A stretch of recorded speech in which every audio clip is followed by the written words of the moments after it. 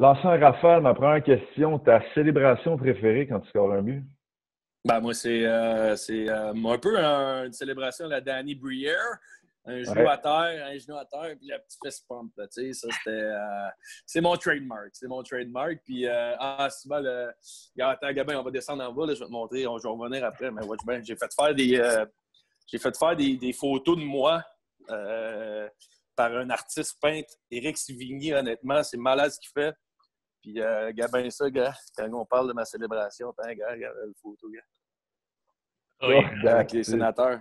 Avec les sénateurs, j'ai fait faire ça, gars. J'ai avec le Wild ici. Fait que je voulais le concept un peu que j'étais avec Montréal, je fais une passe au gars du Nice. Wild qui prend un slap shot, puis qui score un goal. Fait que c'est ça. Wow. C'était plus long comme rafale, mais c'était ma célébration Ouais. que j'ai immortalisée. Très fort. C'est parfait. Très fort. Ton style de musique préféré? Moi, je suis grand amateur de musique francophone. Peu importe le style. Beaucoup de Québécois, mais beaucoup Cabrel, Sardou, tout ça, là, Michel Rivard, Richard Desjardins.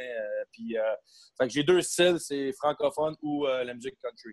Est-ce que tu mettais ce genre de musique-là dans la chambre du Wild? Dans la chambre du Wild, c'était plus dur. C'était plus dur de mettre ça. Mais j'avais mes écouteurs tout le temps. J'aimais ça me grounder avec ma musique d'ici. Ton pre-game meal que tu prenais le plus souvent? Ça a toujours été les pâtes avec le poulet. Ça a toujours été ça. Mais je regardais ça. Là, je sais que c'est une rafale, mais je suis pas bon dans les rafales. C'est correct. Je regardais Junior, qu'est-ce qu'on faisait. Je suis comme, tabarouette, que ça n'a pas de sens, pareil, man. On déjeunait, on allait au morning skate, on finissait le morning skate, on s'en allait tous les boys au Subway. On se prenait un 12 pouces Subway. On allait se coucher, on se levait, on mangeait un spaghette avec du poulet, on jouait à la game, puis on mangeait après ça le soir avec nos parents. On se retrouvait à manger 4 repas. Y a-tu de quoi de plus lourd qu'un Subway, qu'il y a des pâtes avec du poulet, puis après ça, tu manges une pizza? Hey man, ça fait aucun sens quand tu y penses. À cette heure, on est l'inverse, on mange un petit riz avec des patates douces puis un saumon. Tu sais, c'est comme l'opposé complètement de ce qu'on faisait nous autres dans le temps. Là, Ton drink préféré? Mon drink préféré, moi, je suis un amateur de vin rouge. Ouais, j'aime beaucoup le vin rouge, j'aime beaucoup connaître les cépages, les régions. Je me passionne là-dessus beaucoup. J'aime ça, ouais. Nice. Tape blanc ou noir, puis pourquoi? Ça dépend si je suis dans une léthargie ou non. Okay. Moi, j'étais tape blanc plus jeune. Quand j'étais allé à Montréal, Doc Jarvis est venu me voir un matin et il m'a dit pourquoi tu ne mets pas du tape noir sur ta palette pour que le goaler ne voit pas le puck? Là, c'était des vieilles pensées. Là. Fait que j'ai commencé à jouer avec du tape noir. Puis la grosse différence que moi j'utilisais, c'était le Gordie Howe tape. Gordie Howe tape, il était collant des deux bords. Fait que moi, j'aimais ça avoir le côté sticky là, d'un bord. Fait que je jouais avec du Gordie Howe tape noir. Fait que j'ai fait la transition du tape noir. Parce que je suis pas capable de mettre du tape blanc. J'aime pas ça visuellement. Là. Je me suis habitué au noir. Le but que tu vas te rappeler toute ta vie que tu as fait?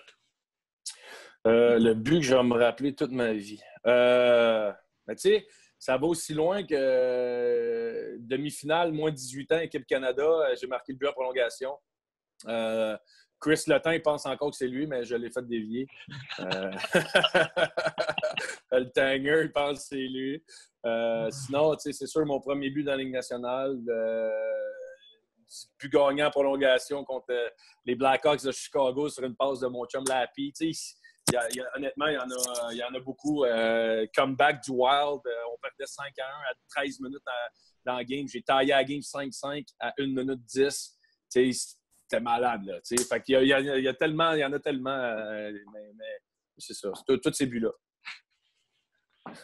Qui aurait gagné la Coupe cette année s'il y avait eu une fin de saison où là, on suppose qu'il n'y en aura pas? Là? Si bol, qui aurait gagné la Coupe Stanley cette année? C'est une bonne question. Honnêtement, j'ai de la misère à répondre à. Je pense que les Bruins sont durs à battre, les tabarouettes. Sont solides en crime. Ils ont un noyau de vétérans qui connaissent la game et qui sont solides. Fait que je dirais les Bruins. Bon choix, c'était le mien aussi en début d'année. Ouais, alors sont solides. Ton rituel d'avant-match? Mon rituel d'avant-match était de ne pas en avoir.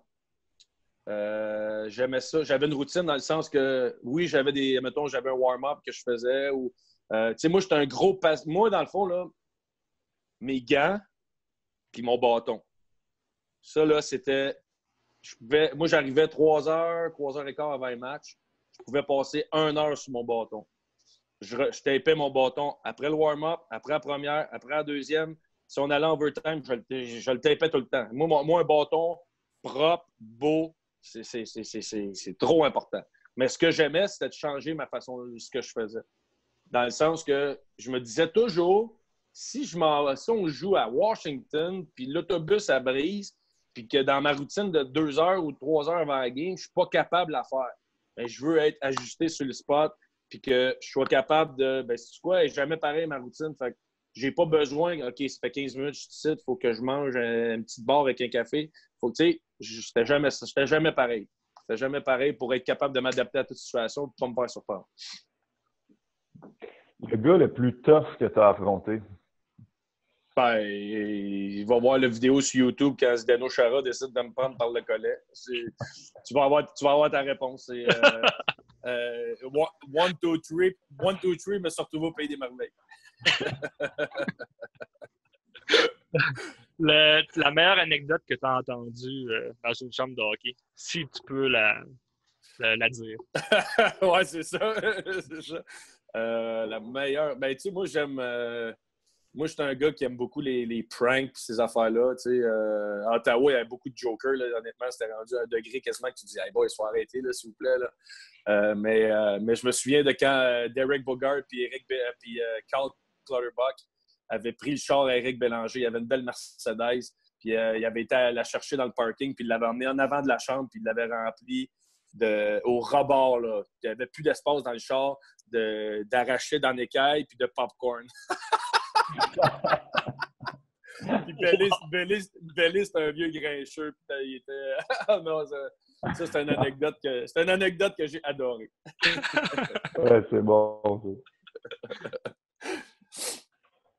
Donc voilà pour nos questions. On est voilà pour la rendu à rencontre 9.